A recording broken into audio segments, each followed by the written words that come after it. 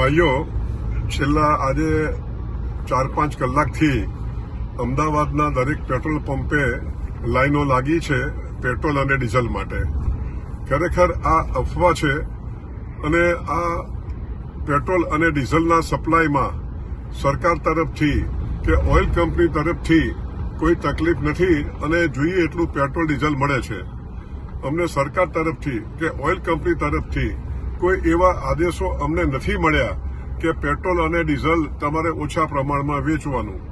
અમદાવાદમાં જો જોવા જઈએ તો 210 પેટ્રોલ પંપો છે, પરંતુ આજે 3 કે 4 પેટ્રોલ પંપે પેટ્રોલ નહીં હોવાથી આ પેનિક થયું છે. માટે હું પ્રજાને વિનંતી કરું છું કે આવી કોઈ અફવાઓ માનશો નહીં અને આપને જોઈએ એટલું પેટ્રોલ અને ડીઝલ મળવાનું છે. અને આવું જ્યારે પરિસ્થિતિ હોય ત્યારે આપણે અફવાઓ ન માનીને અને પેનિક ન કરવું જોઈએ. અને અમારા પેટ્રોલ પંપને ના ડીલરોને આપ સાથ અને સહકાર આપો તેવી અમારી નમ્ર વિનંતી છે. આભાર.